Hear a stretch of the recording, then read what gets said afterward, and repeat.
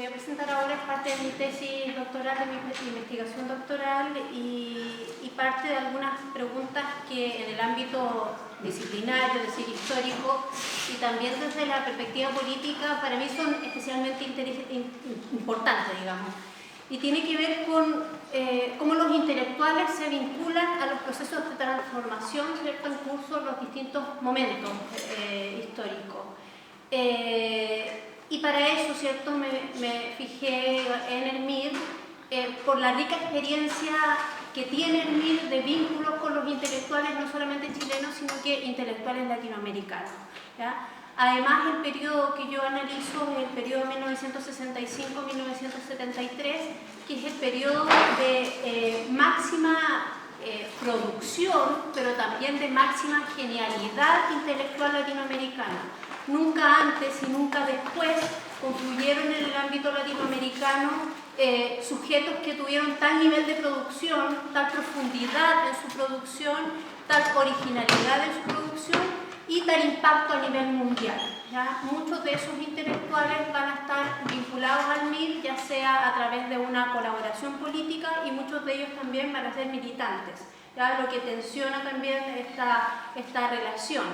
Respecto a eso hay algunos mitos, por ejemplo, que la militancia partidaria limita a los intelectuales en lugar de desarrollar su genio, ¿ya? Hay una visión que, desde mi juicio, es una visión neoliberal, que los intelectuales deberían tener neutralidad, ¿cierto?, no vincularse a los proyectos políticos, porque, y eso es lo que estimularía o desarrollaría su genio, en definitiva, ¿ya?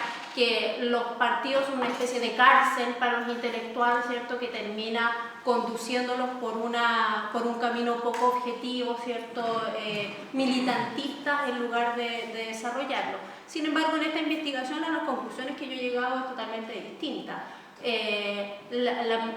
Digamos, los elementos más creativos de estos intelectuales se dan en relación con la política. Los intelectuales de los que estamos hablando son intelectuales políticos, intelectuales militantes, ¿cierto? Y justamente esa relación y ese vínculo con la realidad y esa vinculación de su pensamiento con lo concreto es lo que genera la obra creativa, ¿cierto?, y de gran impacto a nivel no solamente local, sino que a nivel mundial también. Mis preguntas son, entonces, ¿cuál es el rol que tienen que cumplir los intelectuales en el proceso de transformación? Y también mis preguntas van por la línea de cómo se construyen las ideologías de una época. Entendiendo que hay contexto, que hay sujetos, que hay ideas, ¿cierto?, que dan o generan, digamos, la construcción de una ideología de época. También, ¿cierto?, el problema es mirar a los partidos políticos como espacios de recepción de pensamiento, como espacios de circulación de ideas, como espacios de creación de ideas también, ¿ya? En ese sentido, ¿cierto?, se ha tendido a plantear que las organizaciones político-militares o revolucionarias o armadas, como lo queramos llamar, hay una variedad que, digamos, que no es casual llamarlas de una u otra manera. Las organizaciones político-militares son una especie de expresión de voluntarismo político sin una vinculación real con la condición chilena, en definitiva, que no tienen en cuenta la identidad chilena, ¿cierto?, esta especie de institucionalismo chileno, y que por lo tanto, ¿cierto?, no hay una vinculación entre el pensamiento intelectual y las organizaciones político-militares. Sin embargo, ¿cierto?, el MAPU, el MIR, dos expresiones de organizaciones político-militares, tuvieron en sus filas a grandes intelectuales militando, ¿ya? Y no hay una separación entre el quehacer intelectual y la militancia, sino que hay una vinculación. Y otro elemento, ¿cierto?, es que estos estudios están hechos dentro de la línea de los estudios de violencia, ¿ya? Desde mi perspectiva, ¿cierto?, es una forma distinta de acceder a la violencia. Desde esta perspectiva estamos hablando de una violencia racional y no una violencia espontánea. Estamos hablando de, en definitiva, intentar resolver el problema, ¿por qué sujetos de letras? ¿Ya? ¿Por qué sujetos que se dedican a pensar? Ese es su trabajo, digamos, el pensar. Sujetos que son además tremendamente exitosos en su labor, se vinculan a una organización armada, que plantea la revolución, plantea la lucha armada, y por lo tanto los saca, ¿cierto?, del espacio donde ellos se desenvuelven. Y, digamos, una de las conclusiones preliminares es que la violencia en el periodo que estamos hablando es un tema y una problemática central en la política y no marginal. Y por lo tanto, esta centralidad de la violencia, de una violencia creadora y no solamente una violencia, digamos, destructora, sino que creadora, es parte del debate cotidiano de los sujetos. ¿Ya? Es parte de la política y por lo tanto no nos saca del debate de los intelectuales.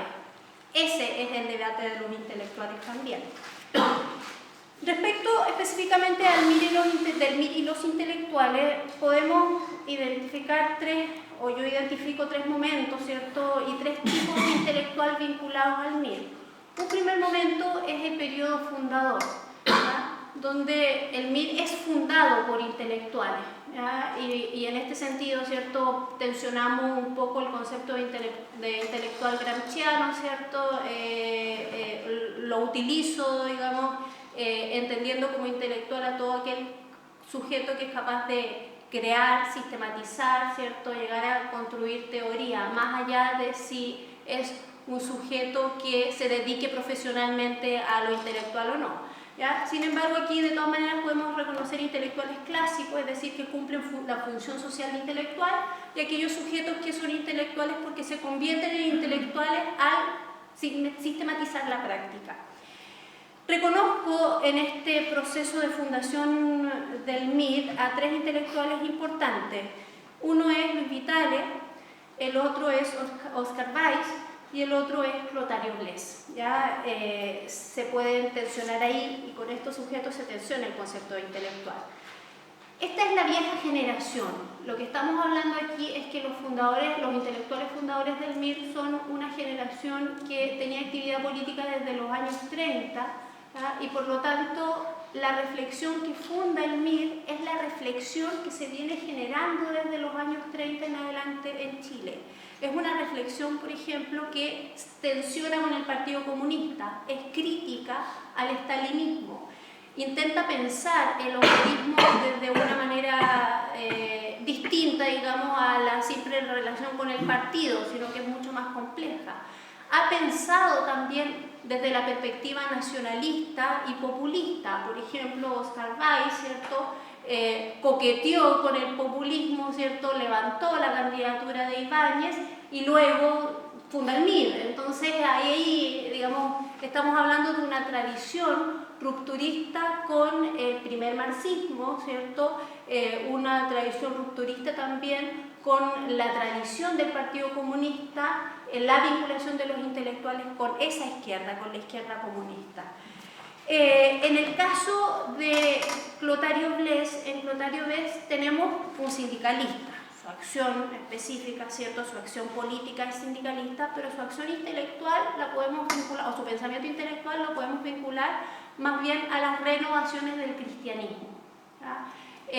Clotario Blest fue formado informalmente, ¿ya?, porque no es que tenga, digamos, aquí no estamos hablando de un intelectual clásico, no es un sujeto que haya tenido estudios universitarios, sino que es un intelectual formado en círculos de estudio. Y esos círculos de estudio estaban formados por maestros, ¿cierto?, intelectuales que venían desde la Universidad de Lovaina, misma universidad que forma a Alberto Hurtado, misma universidad que forma a Camilo Torres. Por lo tanto, estamos hablando, ¿cierto?, de esto, de una línea que se desprende en Lovaina que genera un cristianismo con muchas vertientes, pero es un cristianismo social. Y lo que confluye en Clotario Blest es ese pensamiento, y ese es el pensamiento que aporta el MIR. No solamente Clotario Blest aporta, digamos, la vinculación con los trabajadores, sino que más adelante va a fundar el movimiento Camilo Torres, ¿cierto?, donde ahí confluye esta renovación del pensamiento cristiano. Y por otro lado, ¿cierto?, tenemos a Luis Vitale. Luis Vitale es lo que podríamos denominar un historiador más clásico, a pesar de que Weiss también es digamos, un intelectual, había publicado, sus textos habían circulado por América Latina, pero en el caso de Luis Vitale, lo que tenemos aquí, que va a ser muy importante porque es base fundadora del pensamiento marxista que se va a mantener, ¿ya?, es esta crítica a las visiones que planteaban que en América Latina lo que existía era feudalismo. ¿Ya? Luis Vitale incorpora esta idea de que América Latina, ¿cierto?, es capitalista. Y esto es importante porque no es una discusión intelectual, es una discusión política estratégica, ¿ya? Con esta definición lo que hace Vitale es rechazar el etapismo, ¿cierto?, plantear que no es necesaria desarrollar primero la revolución democrático-burguesa, sino que se puede avanzar hacia la revolución socialista. Esta idea la va a mantener el MIR, ¿cierto?, y más tarde Miguel Enrique la va a sistematizar, ¿cierto?, y señalar que en Chile lo que se deben hacer es todas las revoluciones a la vez, por así decirlo, es decir, las revoluciones que faltan y las que vienen. Eso quiere decir reforma agraria, ¿cierto?, generar poder popular y a la vez, ¿cierto?, generar algunos elementos del programa socialista, ¿ya? Y por lo tanto, estos elementos que confluyen en el MIR tienen que ver con una visión de la historia latinoamericana, ¿ya? No es solamente una lectura del periodo concreto, sino que es una lectura de la trayectoria de Latinoamérica, de la formación social latinoamericana, ¿cierto?, de la definición de la lucha de clases, ¿cierto?, de la caracterización de los sujetos. Entonces estos elementos van a instalarse fuertemente por el pensamiento de Vitale, que estaba inspirado en principalmente los sociólogos, ¿cierto?, los politólogos que desarrollaban anterior a los historiadores, ¿cierto?, estas reflexiones. Uno de los íconos, digamos, del pensamiento de Vitale va a ser Gunther Frank, que va a militar en el MIR más tarde. En este periodo, ¿cierto?, que va desde el 65 al 67, el órgano de difusión y de discusión política del MIR va a ser una revista que se llama Estrategia, ¿ya? La revista Estrategia tiene mucha densidad política, ¿ya? Quiere decir que no es un órgano de propaganda, es un órgano de discusión, ¿ya? Y por lo tanto los textos que hay ahí son muy extensos, ¿cierto?, con muchas categorías, con análisis históricos profundos. Y ahí destaca, por ejemplo, un texto muy bueno, que es de Aníbal Quijano, que firma como Silvestre Condoruna, ¿ya?, y que es sobre la guerrilla en el Perú, donde lo que hace Quijano es hacer un análisis histórico del Perú, una problematización del APRA y la vinculación con los sectores populares y posteriormente una justificación de la lucha armada en el Perú. Entonces hay un debate bastante interesante que se dan en esa revista. El siguiente periodo es el que va desde el 67 en adelante. Ahí van a surgir intelectuales de distintos tipos. El vínculo intelectual del MIR en este periodo del 67 hasta el 73 va a estar nutrido por distintos tipos de intelectuales. Y yo primero hago el rescate de Miguel Enríquez y Bautista Monchowen como intelectuales, ¿ya?, pero los categorizo de una manera distinta. Para ellos aplico el concepto de militantes intelectuales, ¿ya?, función primero militante, y la sistematización de su práctica política los convierte en intelectuales, en la medida que son capaces de crear, ¿cierto?, generar síntesis, desarrollar teoría. Los escritos de Enríquez y Monchowen van a ir en la línea principalmente de la estrategia, y ahí reconocemos distintos periodos también. Esto es interesante porque uno va viendo la riqueza que va adquiriendo la estrategia del MIR a través del tiempo. Al principio es una visión clásica insurreccional, que es el documento que presenta Miguel Enrique con Bautista y Marcelo Ferraganoli, ¿cierto?, en el momento de la fundación del MIR en el 65, es una tesis insurreccional, muy acorde con los trotskistas fundadores, y no es extraño, digamos, porque Marco Antonio, que era, digamos, como el gurú intelectual de los Enriques más chicos, ¿cierto?, y Bautista von Schauer, venía de esa línea trotskista, y por lo tanto tenían esa teoría insurreccionalista.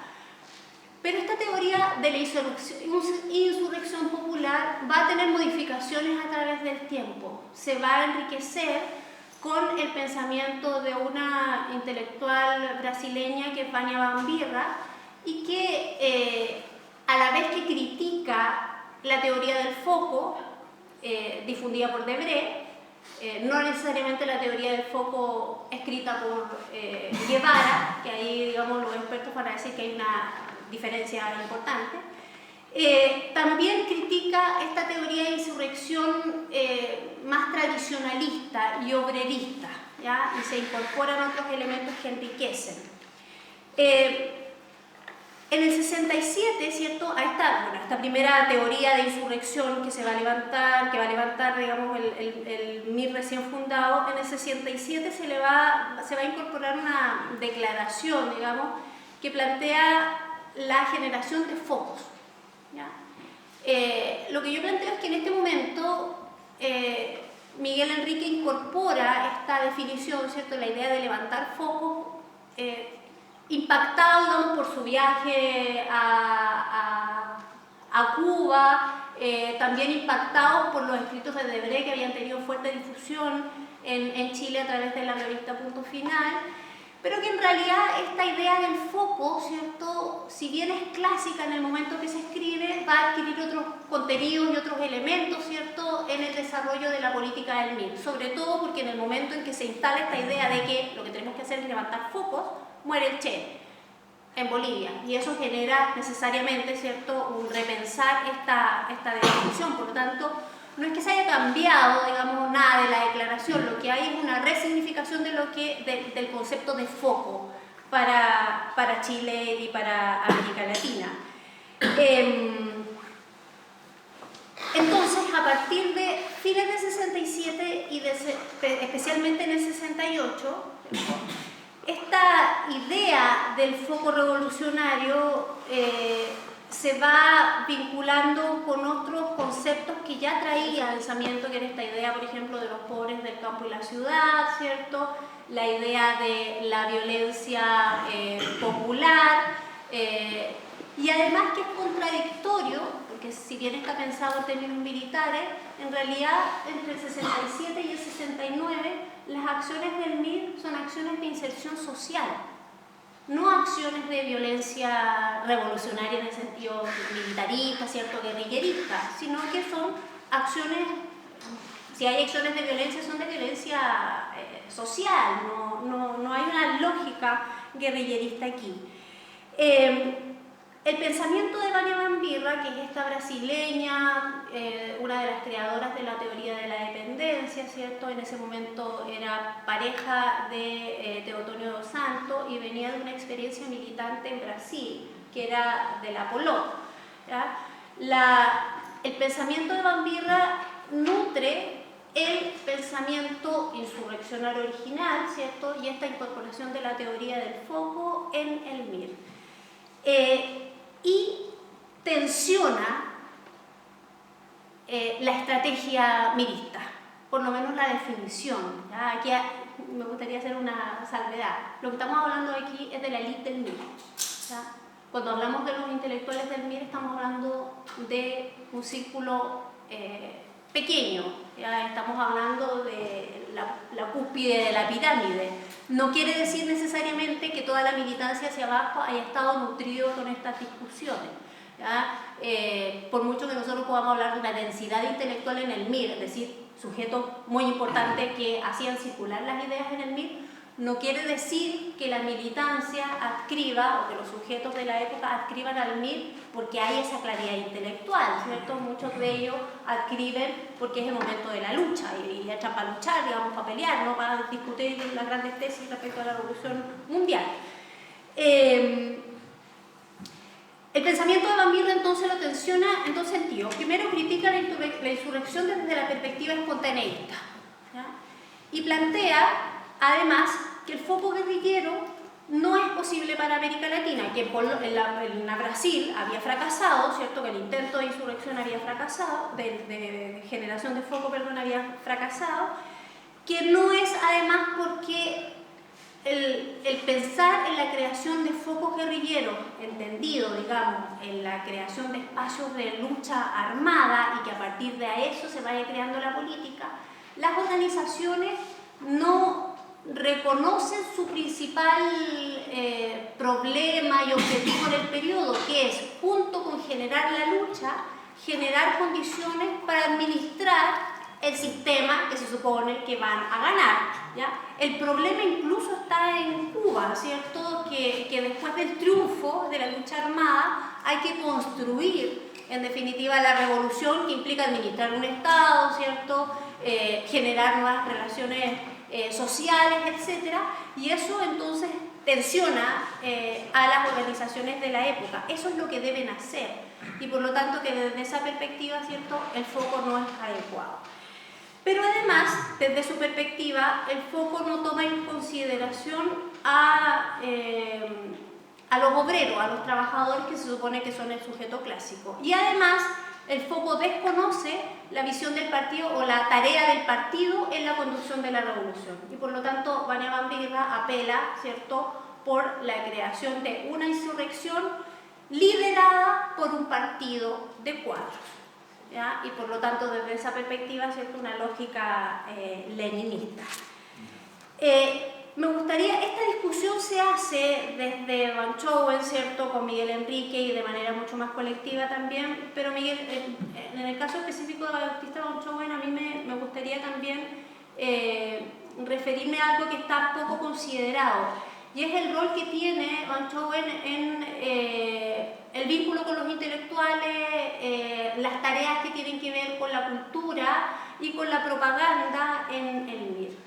Ya desde fines del 68, Van Chowen es director del Rebelde, pero también él estaba a cargo del vínculo con los intelectuales.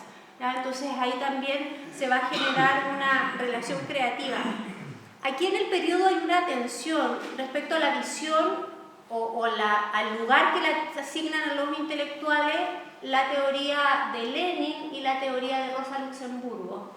¿Ya? Yo lo que no he podido lograr, y si hay algunos miristas por aquí de ese ámbito, me gustaría preguntarles, ¿ya?, es que si alcanzan a llegar o sea, si leer a Lukács, por ejemplo, eso es muy posterior, pero lo que yo reconozco en el pensamiento de Miguel Enrique de Bautista Van Chowen es esta tensión respecto a cuál es el rol de los intelectuales en la generación de la conciencia, la tensión que hay entre el rol que le asigna el leninismo o Lenin, más bien dicho, y el rol que le asigna Rosa Luxemburgo, que hay una tensión, digamos, que a mí me parece interesante meterse, pero que todavía hay algunas, no luces totalmente claras. Aquí también, digamos, y respecto a este rol de los intelectuales más ligados a un ámbito más de la cultura, hay un intelectual muy importante que es Matelar, que va a estar encargado de las comunicaciones en los cordones industriales. A pesar que Matelar no es militante del MIR, sí tiene un vínculo con una izquierda más radical. Primero, ¿cierto?, los vínculos con Cabiese, se vincula después a la Quimantú, ¿cierto?, finalmente sale de la Quimantú y se va a vincular con roles de comunicación, agitación y propaganda en los cordones industriales. Por lo tanto, aquí hablamos de un círculo intelectual, un vínculo intelectual muy amplio con las tareas de la revolución. Los intelectuales de esta época, digamos, hay un artículo mío que trata esa temática. Los intelectuales de la época no están vinculados con Allende, no están vinculados con López, están vinculados con la revolución. ¿Ya? Y eso implica una relación conflictiva con el proceso de la unidad popular y en algunos casos, ¿cierto?, intentar superar el mismo proceso allendista. ¿Ya? Entonces lo que algunos llaman como una tensión y una especie de traición hacia Allende, desde la lógica intelectual, es nuestra lealtad es con la revolución, no con Allende. ¿Ya? Y por lo tanto eso genera ahí una tensión interesante también. Respecto a la temática de la estrategia político-militar, Teotonio dos Santos en un documento de 1970 va a decir que pese a que se utiliza en América Latina en el periodo la retórica del foquismo, lo que se está haciendo en América Latina es crear una nueva estrategia para el desarrollo de la revolución, ¿ya? Que si bien reconoce el éxito de la revolución cubana, no lo deja ahí e incorpora otros elementos como por ejemplo la lucha urbana, el rol de los partidos políticos en la conducción de las insurrecciones. Entonces, desde esa perspectiva, él lo que hace, o lo que dice es que hay una creación de una estrategia revolucionaria a la cual todavía no se le pone nombre y por eso se sigue llamando como foquista, ¿ya? Entonces, pero que claramente en experiencias como la experiencia del MIR o la experiencia de los Tupamaros en Uruguay, lo que se ve es que no es foquismo y tampoco es una insurrección, digamos, clásica, sino que hay otros elementos ahí que tensionan, que crean, que van cambiando esta teoría y que hay que ponerle nombre, ¿ya? Hay que terminar de desarrollarla y ponerle un nombre que pueda superar y salirse, digamos, del encajonamiento que genera el foquismo. Aparte de estos militantes intelectuales como von Schoen y como Enríquez, hay otros sujetos que van a ser militantes, pero que se van a convertir en intelectuales propiamente tal, es decir, cumplen la función de intelectual, en este periodo. Ellos van a ser, por ejemplo, Nelson Gutiérrez, Marco Antonio Enríquez, Marcelo Ferradanoli o Fernando Mírez. Van a ser militantes del MIR, pero que cumplen a la vez una función social de intelectual. Entonces, esto es tremendamente interesante porque estos sujetos, trabajando principalmente en la Universidad de Concepción, ¿cierto? Aquí, van a convertirse en intelectuales reconocidos. O sea, Ferradanoli es un médico de formación, pero se va a orientar luego a estudios de filosofía, ¿cierto? En el caso de Marco Antonio Enrique, un profesor de historia, ¿cierto? Que posteriormente se convierte en un importante historiador. Lo importante es que ellos miran su profesión, miran su desempeño como intelectuales, como académicos de la Universidad de Concepción, ¿cierto? Desde un marxismo creativo, ¿ya? Desde el marxismo que vincula la teoría de la dependencia, desde el marxismo que lee a Gramsci. Aquí los comunistas dicen que ellos trajeron a Gramsci, no sé, como en el 80, pero la verdad es que si uno revisa los textos de estudio recomendados en el CEREN, en el CESO, en la Universidad de Concepción, uno ve Gramsci incorporado bastante tempranamente por estos intelectuales principalmente que venían de Europa, ¿ya? Que los traen, o los argentinos, que los traen y que lo dan a leer. En este periodo, el órgano de difusión más importante va a ser la revista Punto Final. Si bien la revista Punto Final no es una revista mirista, es una revista de la lucha armada, de promoción de la lucha armada. Y por lo tanto, el MIR tiene un espacio de difusión a través de la Punto Final. Aparte que el director era mirista, ¿cierto? Y un importante número de periodistas que trabajaban en la Punto Final eran miristas también. Pero además un importante grupo de intelectuales, por ejemplo Julio Guasi, que es un escritor, ¿cierto? También tenía cercanías militantes con el MIR y escribe crítica cultural. Entonces aquí el Punto Final se va a convertir en un espacio de difusión de la lucha armada, de espacio de debate de ideas, ¿cierto? Y de difusión también de teoría. Por ejemplo, Fernando Mírez empieza a escribir desde el 69 en adelante casi un artículo por número, son muy pocos los números en que no escribe, y los artículos de Fernando Mírez, que hoy día asombra un poco, digamos, no sé si lo han leído en el mostrador ustedes, pero es como que se fue para la derecha, para la derecha, para la derecha. Fernando Mírez va a escribir sobre temas teóricos fundamentalmente, ¿ya? Va a escribir sobre marxismo, los problemas de Marx y el sufragio, Marx y el Estado, Entonces van a ser sus temas. Entonces estamos hablando también de temas muy densos, difundidos a través de un medio de comunicación masiva. Y finalmente, el último grupo de intelectuales importantes van a ser los intelectuales latinoamericanos que llegan al MIR desde el 66 en adelante. ¿Ya? Estamos hablando de intelectuales que llegan no solamente atraídos por la experiencia política muy interesante que se está viendo en Chile, sino por instituciones tremendamente sólidas que se fundan en Chile desde los años 50 en adelante. Estamos hablando de que los intelectuales latinoamericanos tienen en Chile un espacio institucional donde venir a trabajar, ¿ya?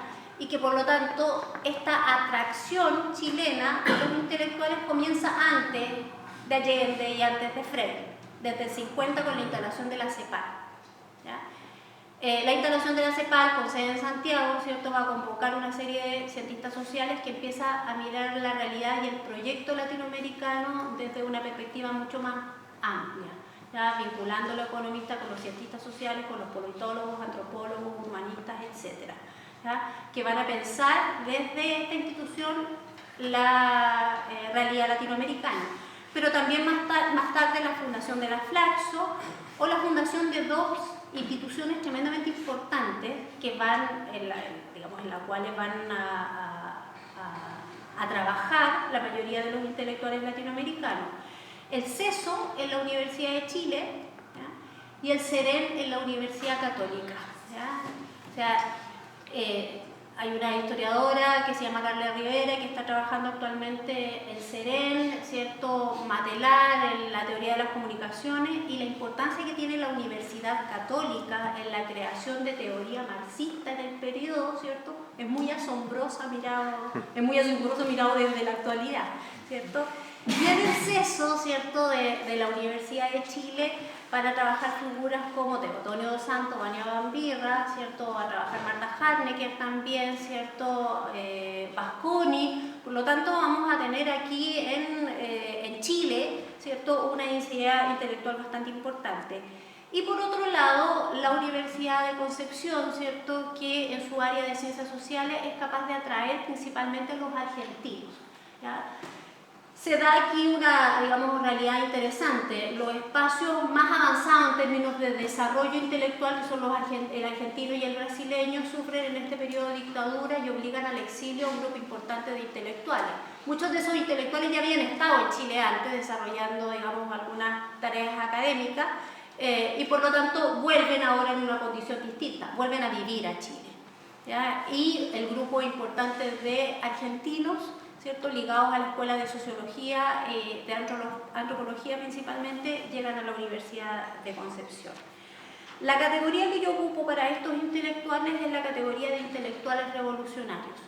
No solamente porque fueron capaces o no solamente porque se vincularon a una experiencia revolucionaria, es decir, militaron en organizaciones revolucionarias, sino que porque principalmente fueron capaces de revolucionar su campo. ¿Ya? Desde esta perspectiva, lo que hicieron estos intelectuales fue generar síntesis, una síntesis creativa, novedosa, ¿ya?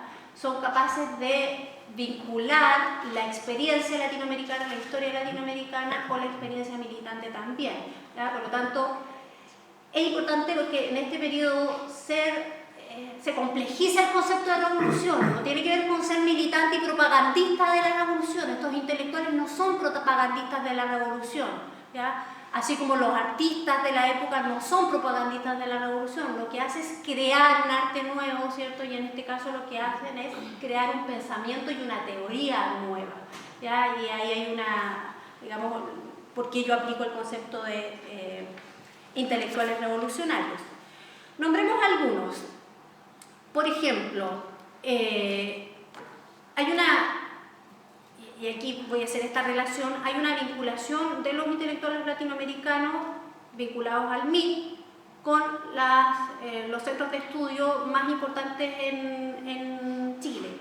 Por ejemplo, el CEREN, uno de los fundadores es Andrés Pascal, que solo alcanza a estar un año en el CEREN porque después ocurre el proceso de profesionalización del MIR, que es lo que ocurre en el 69 después de que pasa la clandestinidad, y por lo tanto Pascal abandona, así como Miguel Enrique,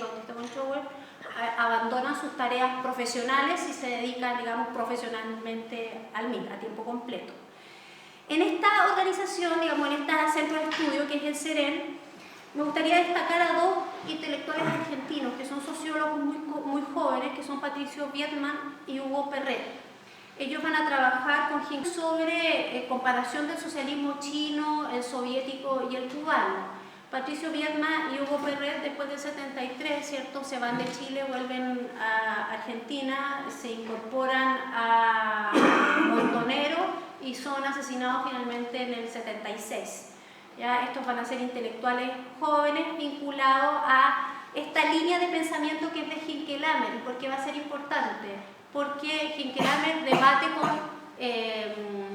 Gunder Frank, ¿ya?, respecto al carácter de la teoría de la dependencia. Hinckelhammer analiza principalmente la producción y acusa a Gunder Frank, se preocupa principalmente de la circulación. Entonces ahí va a haber un debate interesante que van a nutrir las organizaciones de la época. En el caso de CESO, Teotonio dos Santos. Teotonio dos Santos en Chile tiene una militancia socialista. Sin embargo, tiene un vínculo muy cercano con el MIR y con el MR2. Es decir, en su casa se realizaban las reuniones, los análisis de coyuntura, ¿cierto?, las discusiones respecto a la teoría. Por lo tanto, Dos Santos es más bien un militante de la revolución, entendiendo, ¿cierto?, cuando hablo del Partido Socialista, estamos hablando del Partido Socialista de la rama de los helenos, ¿cierto?, vinculados a una revolución por las armas, no al otro Partido Socialista. Por lo tanto, ahí Dos Santos tiene este vínculo con la revolución chilena y es capaz de aportar a todos los grupos políticos y tiene una relación muy fluida con el MIR. El CESO también en el CESO va a trabajar Rui Mauro Marini, que llega a ser parte de la Dirección Nacional del MIR, y Rui Mauro Marini, destacado cientista social, ¿cierto?, desde Brasil, está unos años en México, luego del golpe de Estado en Brasil, y va a ser Nelson Gutiérrez el que lo trae a la Universidad de Concepción. Está un año en la Universidad de Concepción y luego se va a Santiago a trabajar en el CESO. Las tareas de Rui Mauro Marini exceden, digamos, o son distintas al resto de los intelectuales brasileños, porque Rui Mauro Marini sí estaba a cargo de tareas militares en la POLOP en Brasil. ¿Ya? Por lo tanto, no es nuevo para él esta vinculación con algunas tareas concretas en el MIR. El otro es Vasconi, que también va a estar en el CESO. Y en Concepción, ¿cierto?, podemos destacar a Juan Carlos Marín, ¿cierto?, el Lito Marín, y a Néstor D'Alessio. Ellos dos van a ocupar una importante función en la formación de cuadros a nivel, digamos, en el MIR. Me gustaría también, en el 71, para que vamos viendo, digamos, cuáles eran las discusiones de época, que a nosotros hoy día nos puede parecer absolutamente extrañas, ¿ya?